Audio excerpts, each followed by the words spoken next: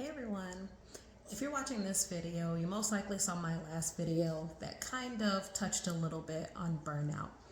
I wanted to elaborate on that a little bit because I think my experiences can help people. At the very least, I'm not the person that knows a ton. I know what I know, but I don't consider myself to be like a master or expert of really anything because I feel like there's so much that I still have to learn. But I feel like whatever I have experienced, I've experienced a lot. So I can try to share my experiences with you guys, and hopefully something I say amongst everything that I'm saying can be of some sort of help to you guys. Now, please excuse if you guys hear anything in the background. We do have dogs. I do have kids. Right now, mostly everybody's quiet, but I can't help it sometimes if they flare up and make noises, so bear with me. But let's go ahead and get into the burnout. So I've experienced this a few times in every aspect of my business almost. The first time I experienced burnout was when my business started getting really busy back in 2020. And it was one of the most successful times of my life, but also stressful. I was literally in my basement when I was making physical products. I was not my basement, but my garage, almost 24/7, to the point where I would be up at 4 a.m. in the morning and I wouldn't get done until I got everything to the post office by like 3 or 4 the next day. And this was just making orders. And obviously, this has to do with organization, which is why I tell people when you start getting bigger, hire out and get help. The problem with that is that what I saw for 2020 was that steep incline in sales and some sort of a blow up. A lot of businesses experience this. But over time, the sales didn't stay that high indefinitely. That's what can happen with businesses sometimes, especially being new. That was my first real business that took off. I didn't know how to maintain or manage my success. And so we got a lot of orders. We got like about 20,000, between 15 to $20,000 in orders.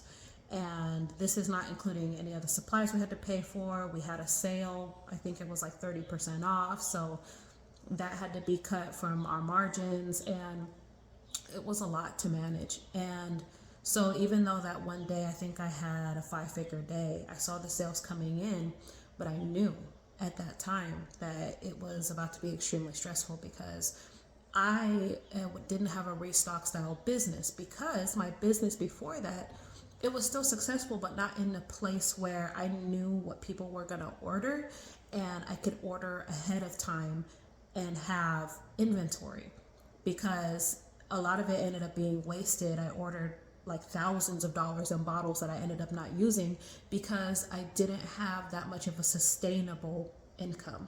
And my business went through a lot of feast and famine type of times. There would be months where it would be like, $500 to $800 days, $1,000 days.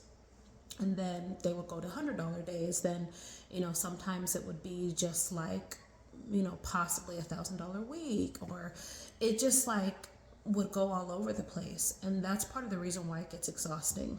Aside from all the work and having to manage everything, even when I hired a team, it was still very difficult to train and keep up with them. And they were a fantastic team, by the way.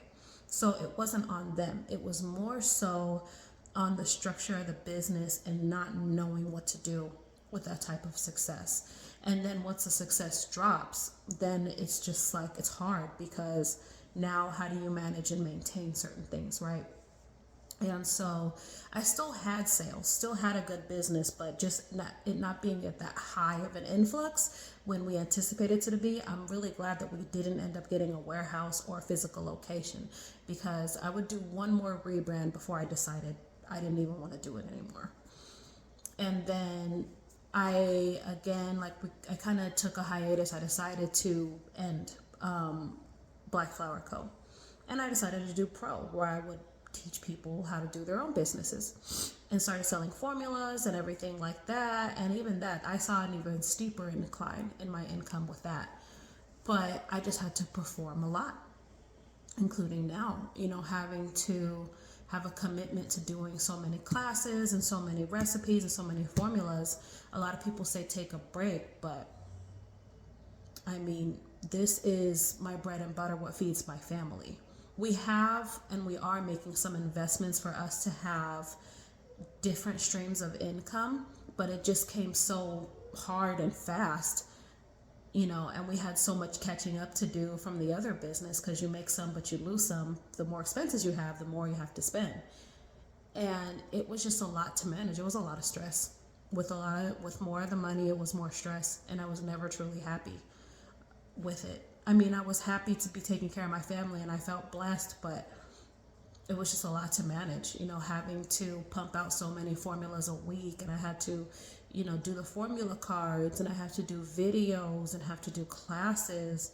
And I love helping people, I do, but the kind of person that I am, I'm naturally introverted, and I can talk about my experiences with you guys, but the overload of messages in my inbox, it gets overwhelming. I want to encourage you guys to reach out whenever you can, but on the other end, for me, I do feel like I get overwhelmed sometimes. So I'm not necessarily trying to avoid anybody in particular.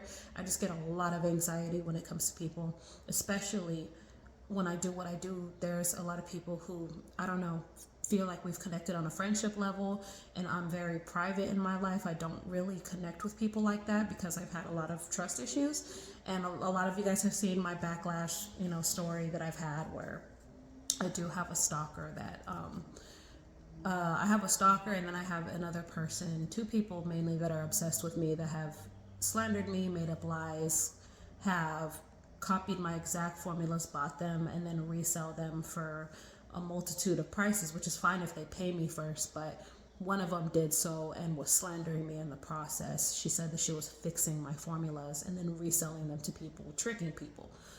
So there was just a lot, and I kept going. That's one thing that I always do. I keep going and going and going and going.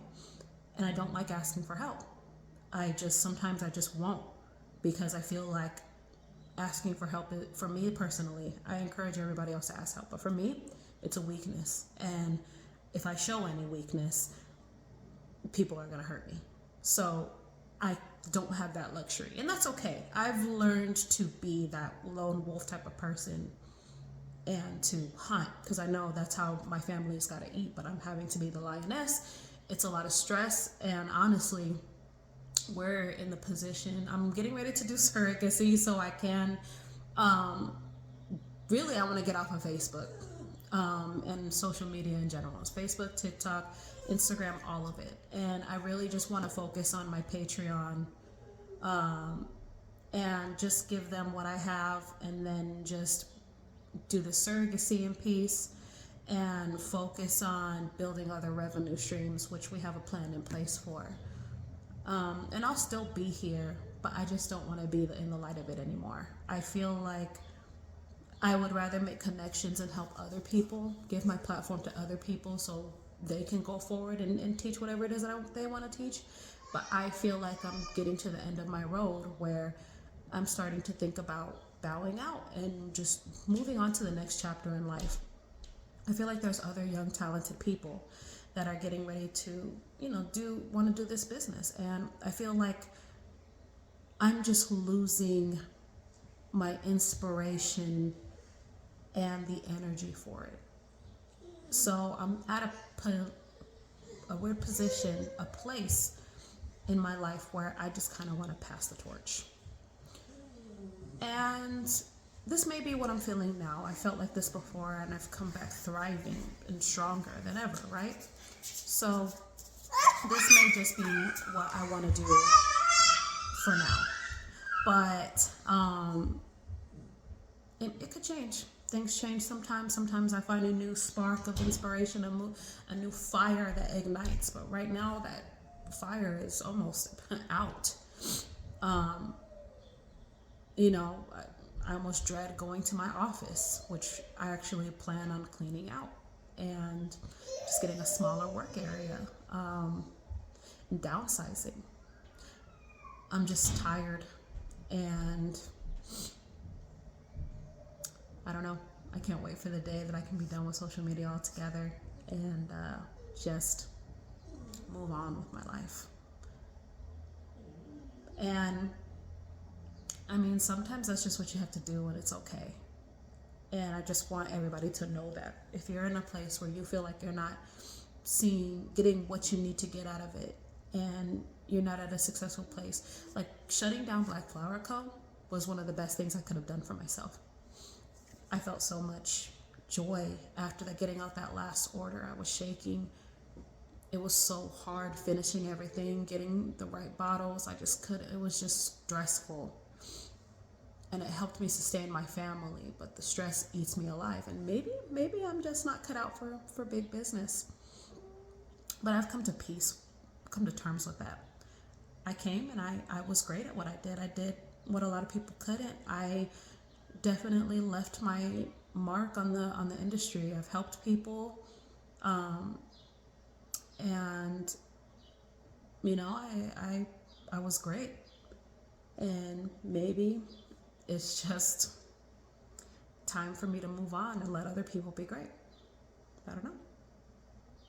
But we'll see. Like I said, I could just do the surrogacy, take a break, and then come back and miss it. I always have a love for making things for my family. I still do behind the scenes. I make things for my own family. They ask me to make stuff all the time. I love my DIYs.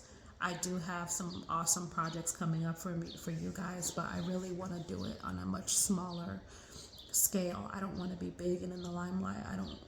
Not necessarily that I'm in the limelight now, but just I do have thousands of people following me, and it's insane to think that sometimes. I don't know if I can manage being bigger like a lot of other people. I don't think that life is for me, and I'm cool with that. So I don't know. I feel like I think whoever needs to hear this is going to resonate with it, and they're going to know what they need to do in life. Just when you have that fire, create as much as you can with it, but definitely have an exit plan. Because if you wait and you feel like you want to run off that fire like I did, it'll be too late, and then now you're going to be like wishing that you would have just got out a long time ago. So that's where I'm at right now. Yeah. So just comment below. I'm happy to answer any questions. I'm actually getting more into branding work and helping you guys on the back end, on the creative side. I'm still going to be here for a while. Just know that when it is really time for me to bow out and I have my plan and I've made my moves right, that I'm going to let you guys know properly. So this is not me saying that I'm bowing out now. This is just me expressing that I may not be too active on social media that much, but I'm still going to be here for my Patreons. I'm still going to be doing my videos and my tutorials. This is how I eat right now, so that ain't going nowhere. And while I'm here, I'm still going to give it my best. All right? So I have things coming up, guys, and I am here. Just know that it's more about my anxieties and dealing with people and social media. And, you know, turned 32 this year. Maybe I'm just aging out of it for me. Not that 32 is old. 32 is my new 20s for me, but I feel like maybe I've just been here for too long. And that's all. So I'll see you guys on the flip side. Of course, give you another update whenever I get the chance. And can't wait to chat with you guys. All right? Bye.